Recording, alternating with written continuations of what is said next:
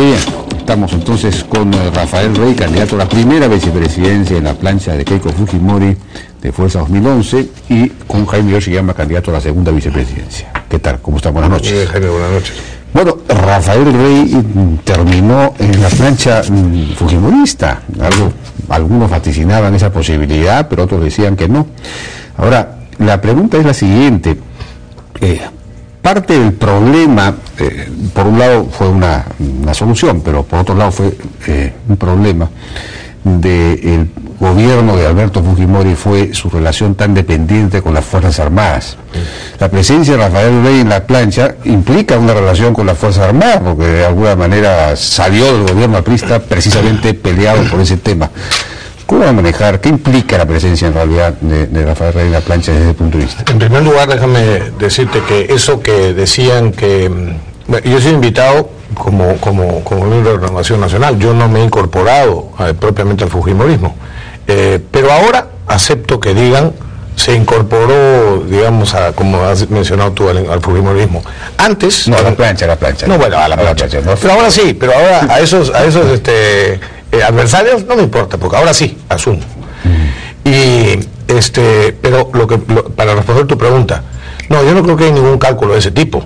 Lo que sí hay es una preocupación real de Keiko Fujimori, junto con la preocupación principal por los pobres, de que también se trate, como es debido, en el terreno económico, en el terreno legal y en el terreno moral, a las Fuerzas Armadas y a la Policía Nacional.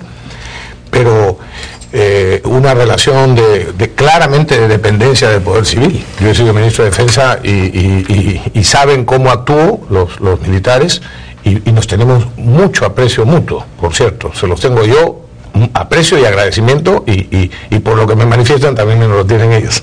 Bueno, pero digamos, de alguna manera salió el gobierno por este problema legal, precisamente, tratando de avalar un decreto legislativo que fue muy criticado por todo el mundo.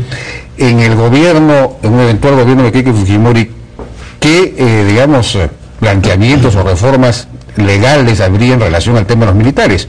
O, por ejemplo, en relación al tema de la Corte Interamericana de Derechos Humanos. No, yo no creo que hayan reformas que rompan esquemas. Pero, por ejemplo, a mí no me importa. En la mañana me preguntaban, al final de la presentación, me preguntó la prensa más o menos lo mismo. Me dijeron, ustedes en un eventual gobierno, ¿habría otro decreto 1097? Le dije, no, miren, el decreto 1097 de mi autoría ya fue derogado, lamentablemente. Así que lo pueden tirar a la basura si quieren. No importa el decreto 1097, lo que interesa es el contenido. Y yo estoy convencido, Jaime, de que antes de que termine este actual gobierno, el propio Congreso de la República va a sacar una ley que tenga los mismos principios que el decreto 1097, porque lo que contenía era totalmente justo.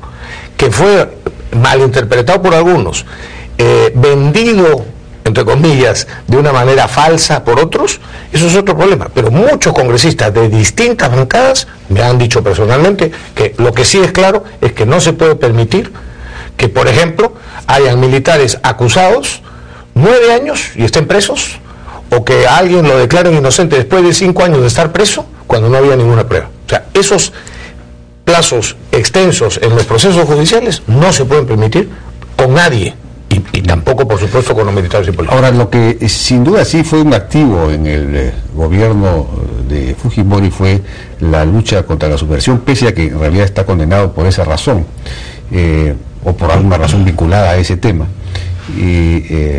Ahora subsisten, sin embargo, grupos en el BRAE, en el Guayaga, grupos vinculados ya mucho más al narcotráfico, pero que son aparentemente irreductibles. En el BRAE, ha sido ministro de Defensa, además. ¿Qué política? ¿Cómo se va a hacer para terminar? ¿Se va a poder terminar con los remanentes de Sendero en el BRAE? Yo estoy convencido y que terminarán, por lo menos se han dado golpes durante este gobierno, y probablemente... Los senderistas han dado golpes a las Fuerzas Armadas, sobre todo. Últimamente no, recuerda, últimamente es la policía, a través de los servicios de inteligencia conjunto de la Fuerza Armada y la policía. En los últimos meses, Jaime, realmente... En el Guayaga sí, hay la policía. Perdóname, acuérdate que en una entrevista hace un tiempo hablamos aquí de que no se había publicitado suficientemente, pero se habían capturado más de 40 requisitoriados por terrorismo en el propio BRAE. Yo creo que este gobierno va a seguir en esa línea, porque la Fuerza Armada y la Policía, trabajando conjuntamente, está actuando bien. El problema no es fácil. Si no es fácil, de combatir el narcotráfico en la ciudad, mira lo que pasa en México, ¿cómo va a ser fácil combatirlo en una zona tan agreste como el BRAE? Y están ahí a propósito por eso. O, como pasa en Colombia, hace 40 años, ¿no? Entonces, no hay fórmula mágica, pero lo que no se puede es permitir que aquellos que están cumpliendo una misión que le encomienda el propio Estado, la sociedad, desabastecer o no darles lo que requieren para ser eficaces y poder cumplir su misión. Bueno, pero el hecho es que más allá de estos remanentes, como se les llaman, senderistas, narcosenderistas, el narcotráfico está creciendo en el Perú, el área sembrada de cocas está creciendo, la influencia del narcotráfico, incluso en las elecciones. Hay candidatos que han ganado ayer en segunda vuelta vinculados al narcotráfico, han gastado una cantidad enorme de dinero en sus campañas, en fin, la cosa está penetrando cada vez más. Eso ya no es parte de la labor de la Fuerza Armada, sino en general, pero por eso hay algún planteamiento en Fuerza 2011 para digamos, tratar de dar una respuesta positiva frente a este tema. Ahí hay una acción conjunta que tiene que seguir, eso no es inventar la pólvora, y tiene que, todos los gobiernos lo han seguido haciendo y se va a seguir haciendo.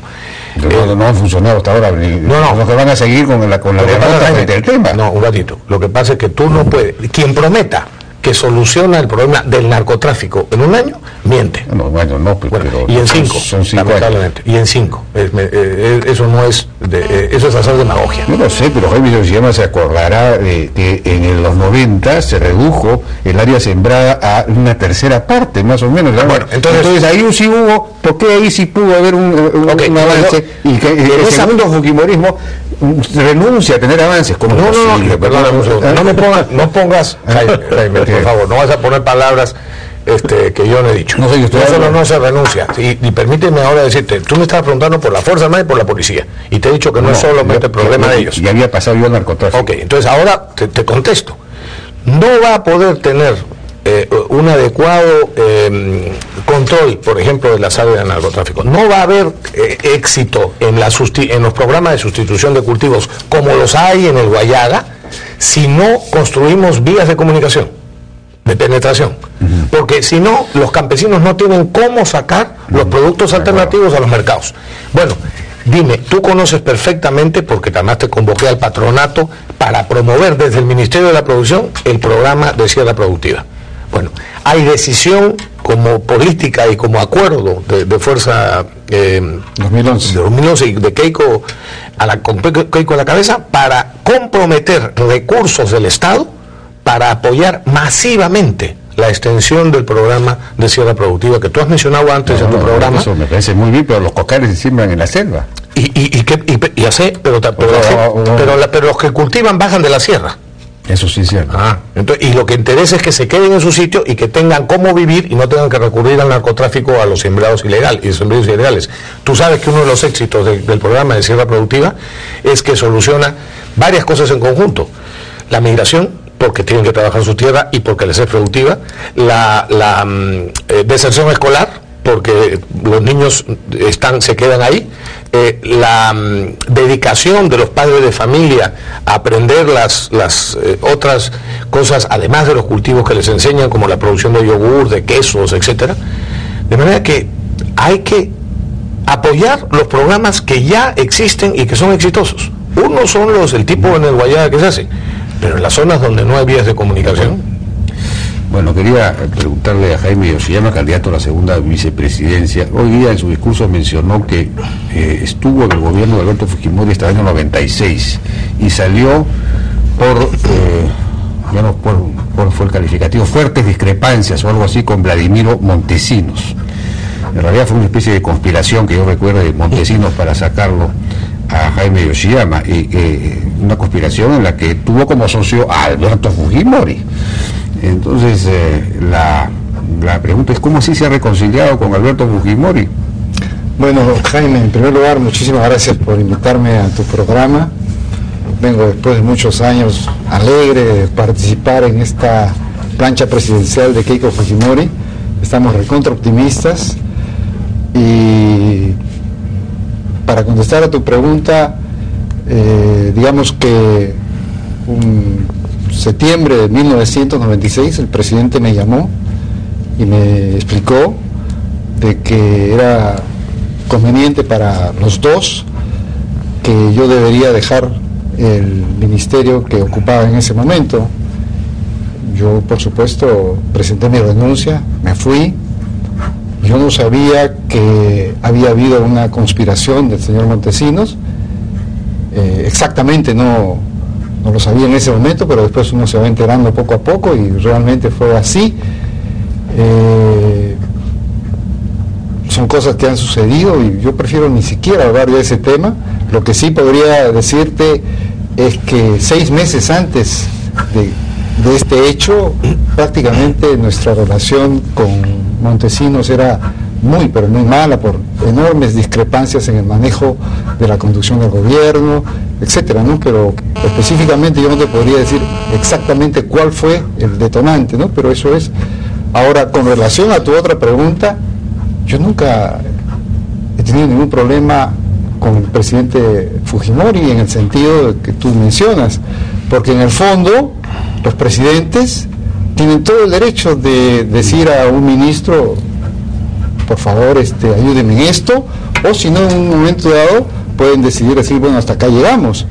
Yo nunca he tenido una discrepancia con él en ese sentido, simplemente él en un momento, dentro de su derecho, me pidió que yo deje el ministerio y yo me fui.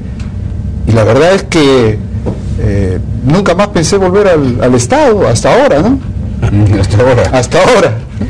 Bueno, entonces yo no tengo ninguna, y entonces, digamos, una Navidad, yo fui a visitarlo a donde está él, porque en realidad no tengo ninguna discrepancia, y conversamos sobre todas las cosas que hemos hecho, y me sentí muy reconfortado de encontrar al presidente con todo el ánimo, y desde ese momento nuestra comunicación ha sido normal, ¿no? Y no tuvo entonces una discrepancia sobre todo el manejo del tema de la institucionalidad, de la democracia en la época del primer gobierno de Fujimori.